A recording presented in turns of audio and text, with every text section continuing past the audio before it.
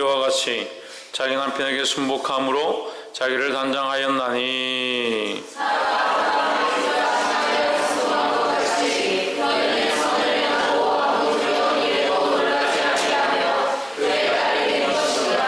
남편된 자들아 이와 같이 지식을 따라 너희 아내와 동거하고 저는 더 연약한 그릇이요 또 생명의 은혜를 유업으로 함께 받을 자로 알아 귀히 여기라. 이는 너희 기도가 막히지 아니하게 하려 함이라.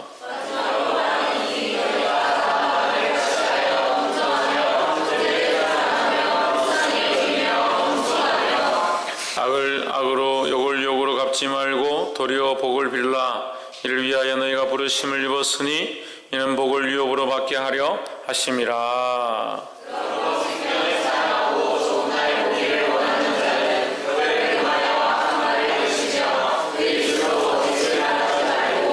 악에서 떠나 선을 행하고 화평을 구하여 이를 좇으라. 주의 눈은 너희를 향하시고 그의 귀는 저의 간구에 기울이시며 주의 낯은 악행하는 자를 행하시느니라 하였느니라. 아멘. 기도하겠습니다. 살아 역사하시는 하나님, 주의 이름을 찬양합니다. 이 예배를 받으시며 예배 가운데 우리의 심령을 받으시며 우리의 심령을 주님 앞에 올려드릴 때 주님 받으시고 우리의 삶까지도 주님 주장하여 주시옵소서. 연약하고 어리석어서 자기를 사랑하며 재물을 사랑하며 돈을 사랑하며 세상을 사랑하여 주님의 곁을 떠나가는 자들 용서하시고 불쌍히 여겨서 하나님 앞에 다시 돌아올 수 있도록 긍휼 베풀어 주시옵소서. 하나님께서 문을 여셨으되 또 구원받은 자들과 연약한 자들과 주의 복음을 듣지 못한 자들과 더욱이 나왔다가 나오지 않는 심령들 이제 다시 이 자리 가운데 나올 수 있도록 주께서 은혜를 베풀어 주시옵소서. 늘 사랑으로 응답하심을 감사하고 살아 역사하시는 예수 그리스도 이름으로 기도하옵나이다. 아멘. 할렐루야. 우리 옆에 상인사님 사랑합니다. 축복합니다. 할렐루야. 예, 우리 말씀의 제목을 한번 봅시다. 시작. 의를 위해 받는 고난. 하나님의 의. 우리가 이 성경을 해석할 때 자꾸 세상의 단어로 이 말씀을 해석을 하니까 사랑도 세상에서 러블러블하는 그 사랑이 되고 의도 세상에서 바르고 정직한 것이 의가 되고 하나님의 관점으로 보지 않으면 세상의 관점으로 성경을 해석하는 것이 됩니다. 그래서 의를 위해 받는 고난은 의는 바른 삶을 위해서 받는 고난이 아니라 하나님을 위해서 받는 고난이다 하는 거죠. 우리의 의가 아니고 우리의 기준이 의가 아니라 하나님이 의시기 때문에 하나님이 공의가 되시기 때문에 하나님을 위해서 받는 고난, 하나님을 위해 살아가고자 하고 하나님의 말씀을 따라 살고자 할 때에 받는 고난을 의를 위해 받는 고난이다 하는 겁니다. 할렐루야.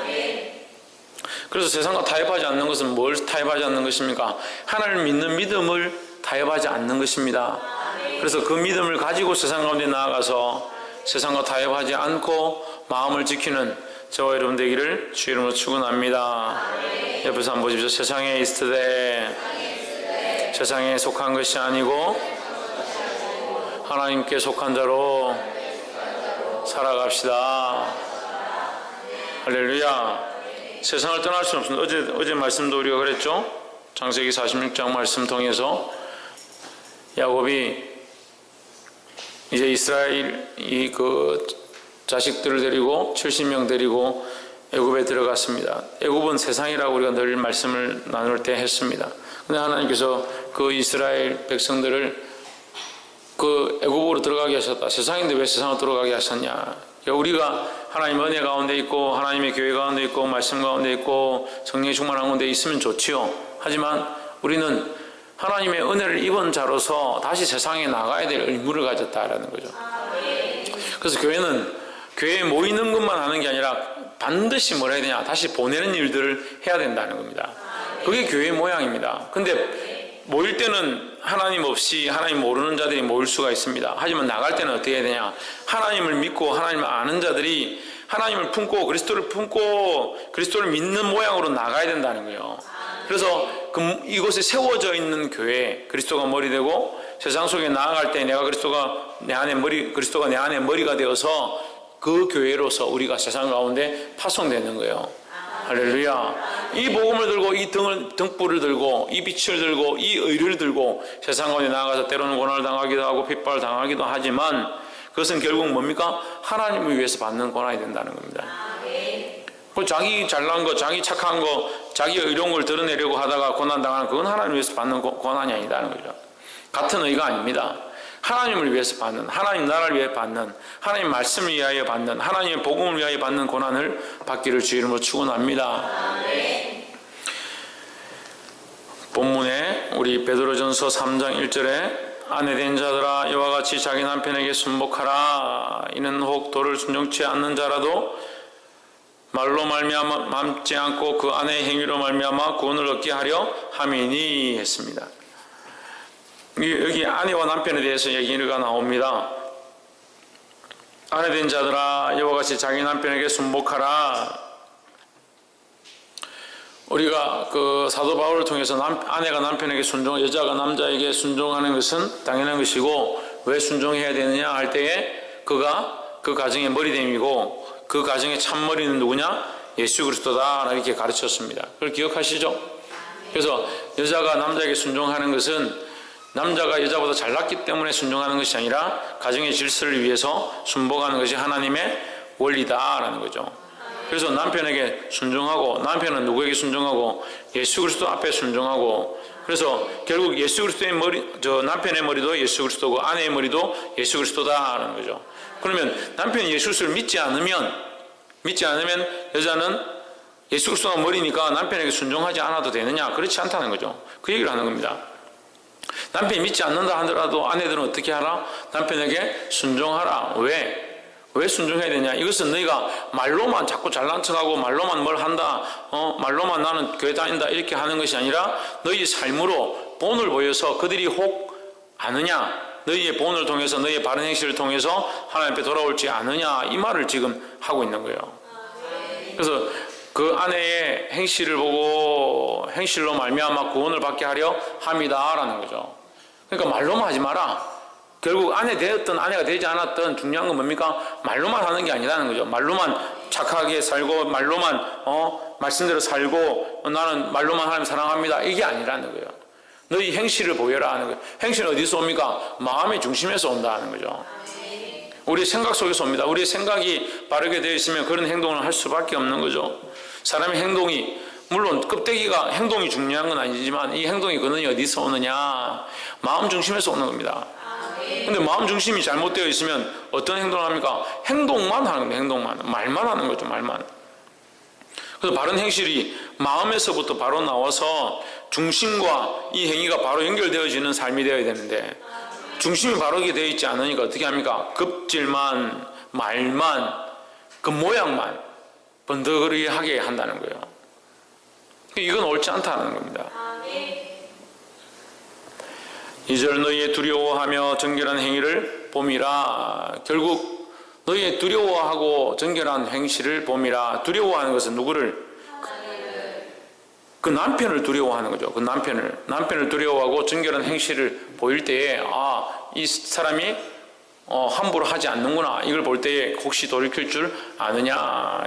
3장 3절에 너희 단장은 머리를 꾸미고 금을 차고 아름다운 옷을 입는 외모로 하지 말고 여기 이제 외모와 진정한 이제 중심과에 대해서 두 가지를 얘기를 합니다. 너희 남편에게 잘 보이려고 꾸미고 금으로 차고 아름답게 꾸미는 거 이것이 좋은 것이 아니다라는 거죠. 마찬가지 우리도 마찬가지입니다. 우리 삶도 남에게 꾸미고 아름답게 보이고 잘생기게 보이고 예쁘게 보이고 치장하는 것이 중요하지 않다라는 거죠. 그래서 꾸미지 말고 외모하지 말고 치장도 하지 말고 바르지도 말고 머리도 감지 말고 그렇게 하라는 얘기가 아니에요. 거기에 중점을 두지 말라는 거죠. 그렇게 해가지고 구원을 이루고 그렇게 해가 복음을 이루고 그렇게 해가 의를 이룰 수 없다라는 겁니다. 4절에 오직 마음에 숨은 사람을 온유하고 안정한 심령에 썩지 아니할 것으로 하라. 여기 한번 끊어봅시다. 오직 마음에 숨은 사람이 뭐예요? 속사람이죠. 속사람. 그럼 밖으로 드러난 사람은 뭡니까? 그 사람이죠.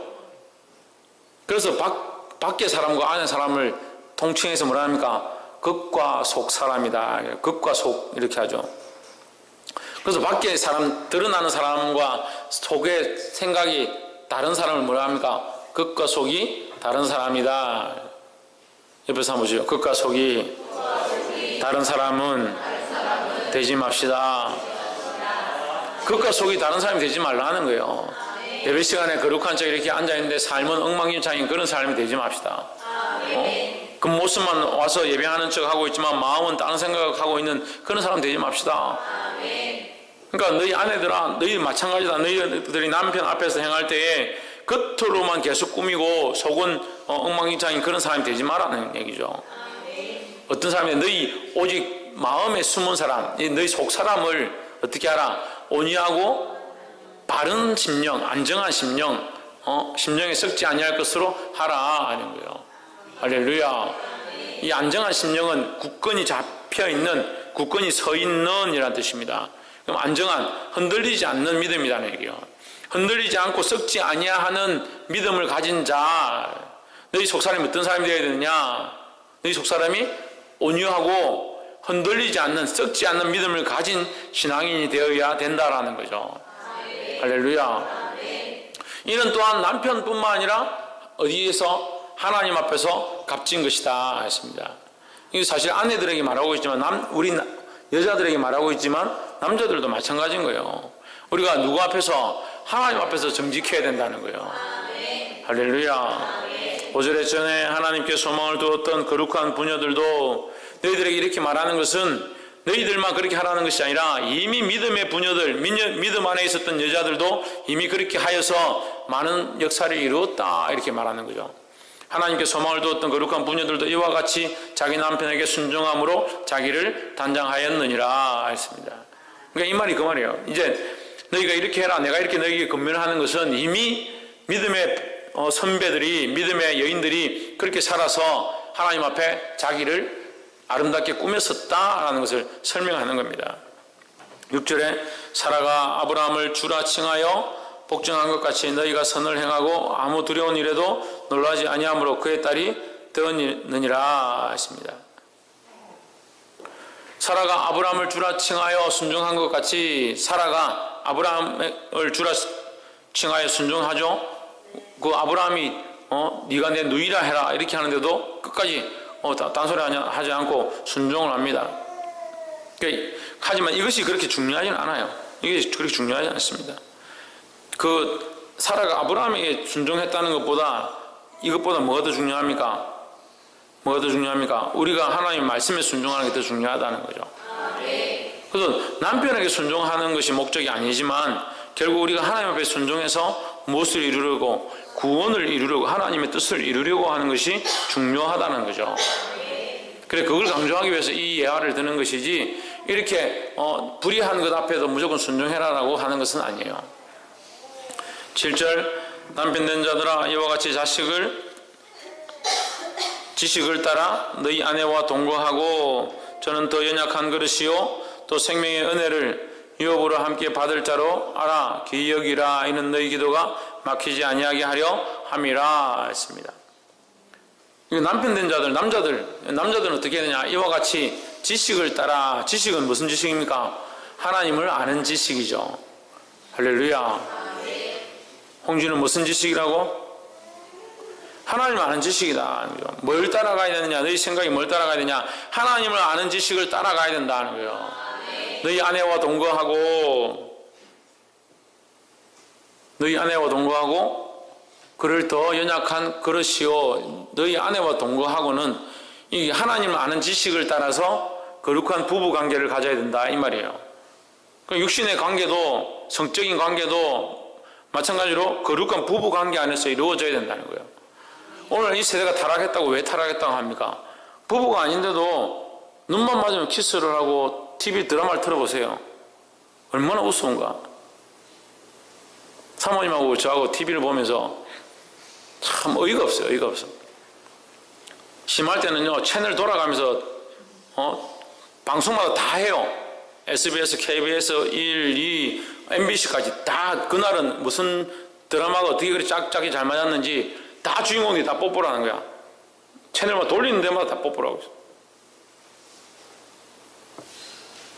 저는 우리 장주한테 그런 거 나오면 못 보도록 합니다. 애들이 그런 거 봐가지고 뭘 배우겠냐.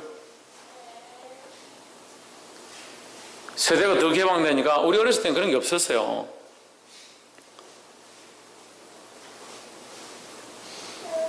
임동준입니까? 누구?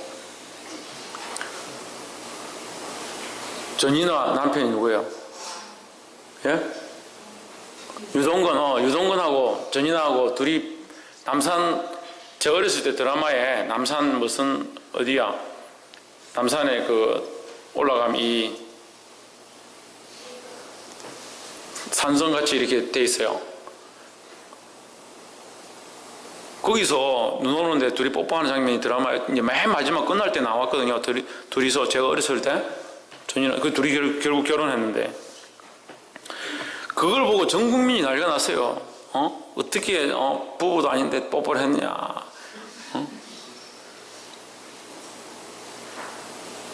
또 우리 어렸을 때 대발이라고 해요. 대발이 채시라하고 하이라하고 저 누구 최수정입니까? 아니 최수정이 아니지. 최민수하고 둘이 뽀뽀도 아니고 끌어안으려고 하는데 사람들이 어떻게 하냐면서 뽀뽀하면 했다 하면 그날 난리가 나는 거예요. 근데 이건 무슨 요즘 중고등학생 드라마도 뽀뽀하죠. 어이가 없어요. 어이가 없어. 근데 이게 도덕관념이요 흐릿해져 가는 거예요. 도덕관념이 점점 이상해져 가는 거예요. 당연하다 뭐 그럴 수도 있지 생각하십니까? 그럼 우리가 어렸을 때는 왜 그렇지 않았는데요? 우리 어렸을 때는 왜 그렇지 않았는데요? 점점 그렇게 돼가는 거예요. 자연스러워져 가는 거예요. 아무렇지도 않은 거예요. 좀 더 지나보십시오. 이번에 무슨 도도맘인가? 그 사람 이름을 도도맘이라 하더라고. 불륜을 저질러 놓고 TV 나와가 우리는 별거 안 했다. 우리가 무슨 큰 죄를 지었냐. 우리 보고 왜 그렇게 비난하느냐. 이 세상에 그렇게 안 하는 사람이 어디 있냐. 홍콩 가서 호텔에 같이 있었지만 아무 짓도 안 했다. 아무 짓도 안 하게 무슨 아무 짓도 안 해. 죄에 대한 이 관념이 없어져 가요. 희미해져 가요. 근데 아이들을 그냥 여러분 내버려 둔다고 매스미디어나 게임하고 이런 데 그냥 내버려 둔다고 그냥 그대로 아이들이 자기들이 알아서 이건 하면 안 되고 이건 하면 되고 자기들이 알아서 잘 구분하겠지. 천만의 말씀이요. 천만의 말씀이요.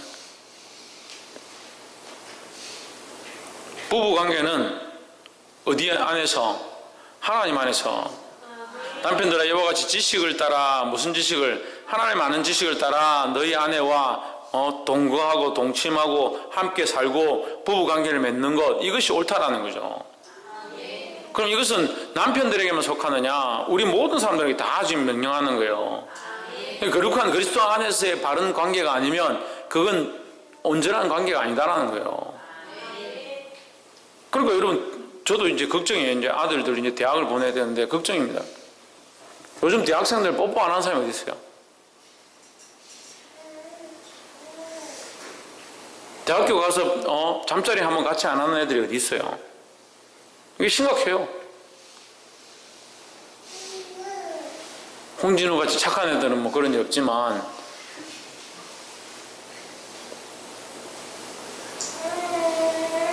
이 시대가 그만큼 악해져 간다는 거예요. 악해져 간다는 거예요. 이게 심각해요. 그래서 뭘 가르쳐야 된다는 겁니까? 이 지식을 가르쳐라는 거예요. 지식을. 무슨 지식을? 하나님 아는 지식을 가르쳐라는 거예요. 중학생만 돼도 지금 심각해요. 지금 삼남중학교 내가 보니까 연예 바람이 불어가지고 착한 채윤이만 그렇지 다 누구 내가 이름 다 밝히기 그랬지만 다 짝짝이 있어. 짝짝이.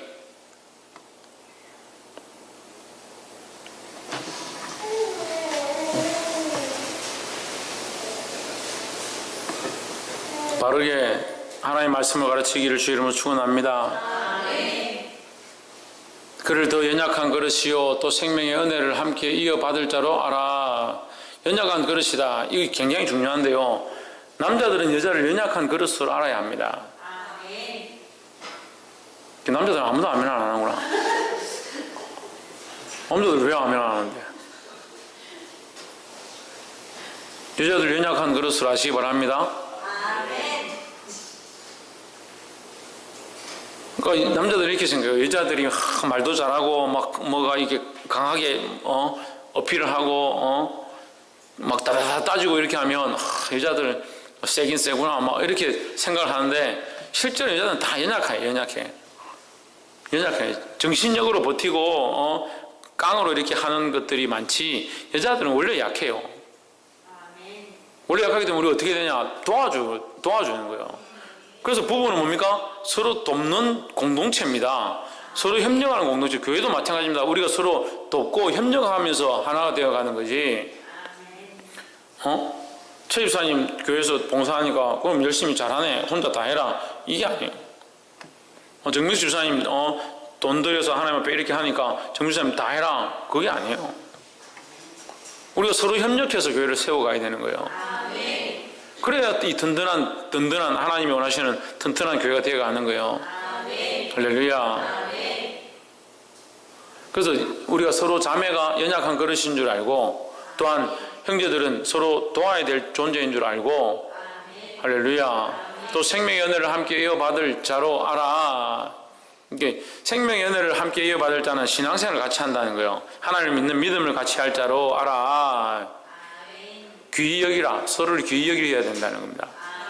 이는 너희 기도가 막히지 아니하게 하려 함이라 했습니다. 37절을 통해서 지식을 따라 이렇게 얘기해 놓으니까 지식을 따라 뭘 어떻게 해야 무슨 지식일까 이렇게 하는데 사실은 이 베드로전서 지금 하고 있는 3장에 대부분 나와 있어요. 서로 연합해야 하고 서로를 존중해 줘야 되고 아내는 남편을 순종해야 하고 남편은 아내를 연약한 그릇으로 여겨야 하고 서로 거룩함 안에서 온전한 부부 관계 안에서 관계를 맺어가고 그것이 거룩하다 해줘야 되고 또 이 은혜를 함께 이어받을 자로 여기서 서로 동력자로 함께 해야 된다. 또 너희 기도가 막히지 아니하게 하려 함이라 했습니다. 남편과 아내가 막 싸웠다 합시다. 막 싸웠습니다. 싸운데 하나님 앞에 와서 주여 제가 오늘 또 기도합니다. 기도가 되겠습니까? 잘 기도가 안 되는 거예요.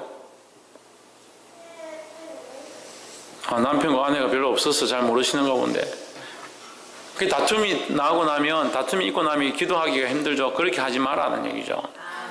마찬가지입니다. 성경 뭐라고 얘기합니까? 너희가 친구들과 싸우고 난 뒤에 이웃과 싸우고 난 뒤에 와서 제사 드리지 마라.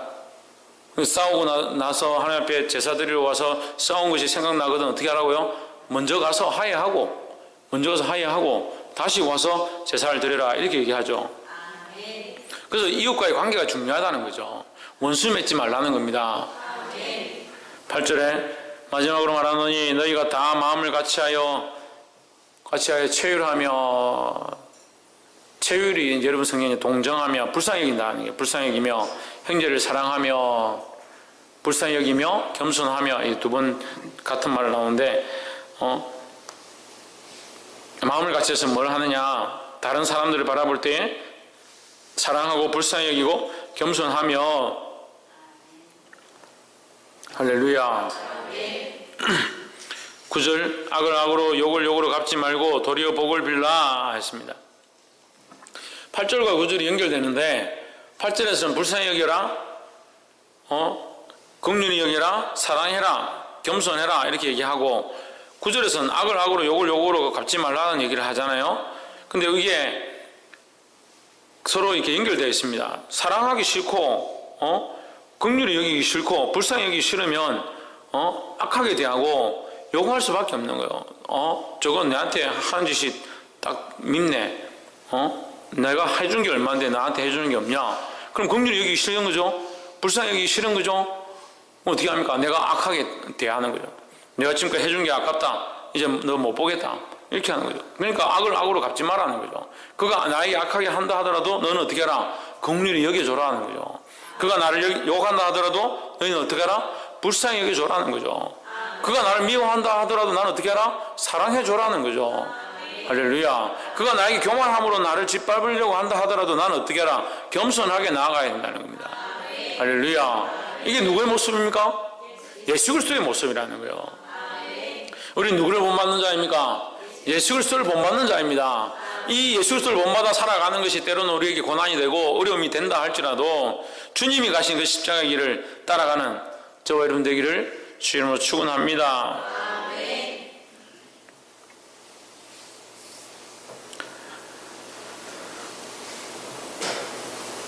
욕을 욕으로 갚지 말고 도리어 복을 빌라. 이를 위하여 너희가 부르심을 입었으니 이는 복을 유업으로 받게 하려 하심이라 했습니다. 그럼 우리는 무엇을 비는 자이냐, 무엇을 구하는 자이냐? 복을 구하는 자이다 하는 거죠.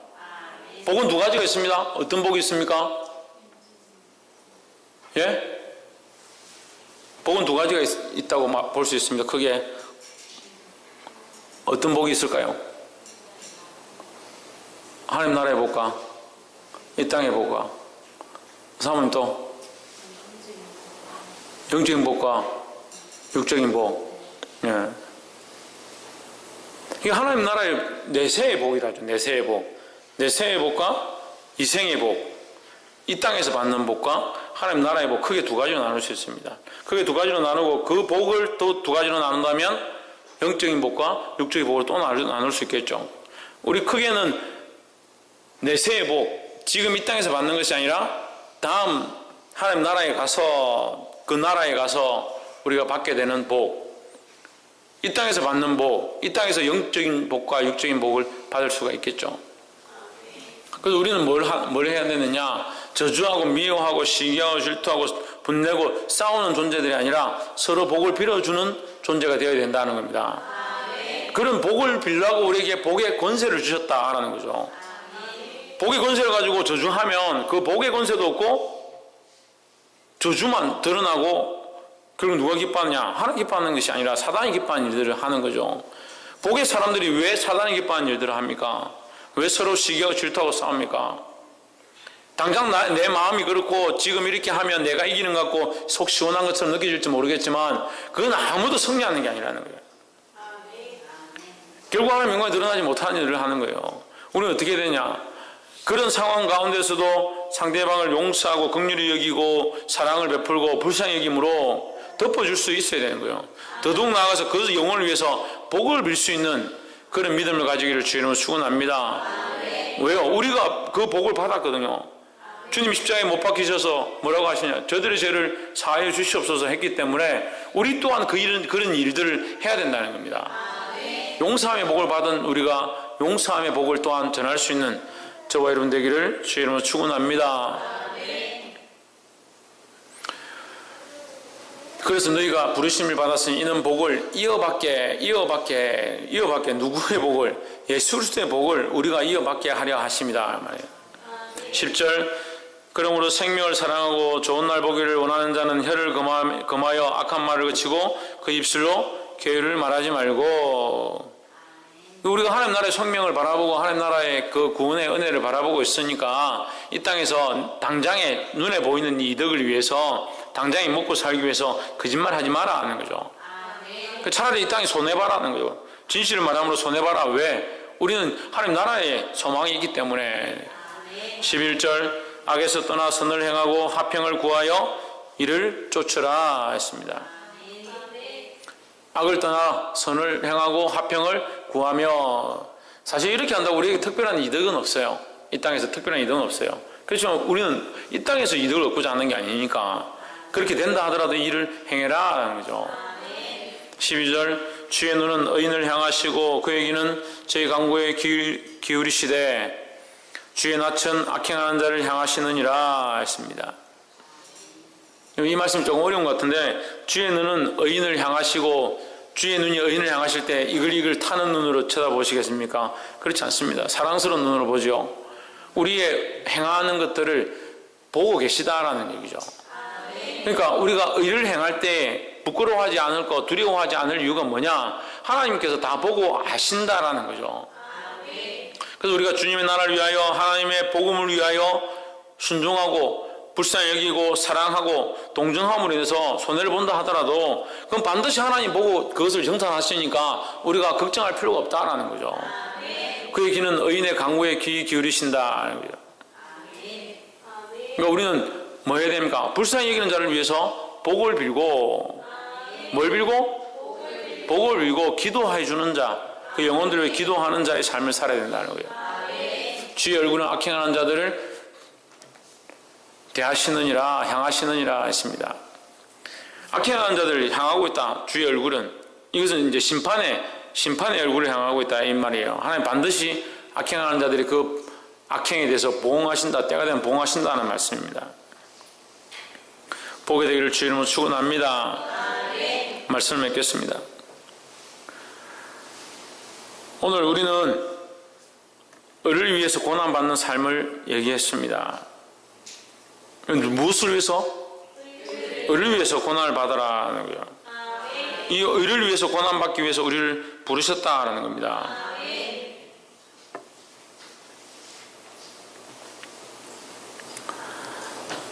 우리가 3장 1절부터 쭉 이렇게 봤는데 아내들의 남편에 대한 순종, 또 남편이 아내를 불쌍히 여기는 것, 이런 것들에 대해서 얘기를 했는데, 그 가운데 이 아내들이 순종과 남편의 아내를 연약한 그릇으로 보는 것, 이것이 다 어디에 있느냐? 하나님의 관점에 있다라는 거죠. 그래서 아내들이 순종하는 것도 복음을 위해서 될 수만 있으면, 할 수만 있으면 구원에 이르도록 하기 위해서 순종하는 것이고, 그래서 결국 관점 앞에 가장 주인은 누구냐? 하나님이라는 거죠.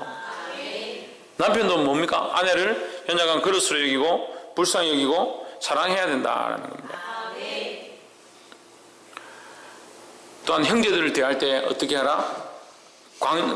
긍휼히 여기고 사랑하고 불쌍히 여기고 겸손하게 행해야 된다는 겁니다.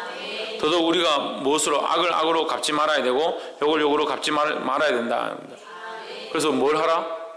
복을 빌라, 복을 빌라. 이것은 우리가 이어받은 것이다. 누구에게서? 예수 그리스도에게서 이어받은 것이다.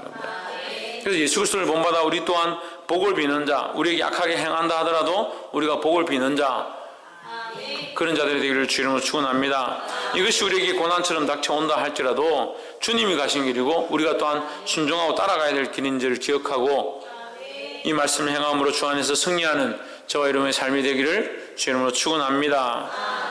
기도하겠습니다. 살아 역사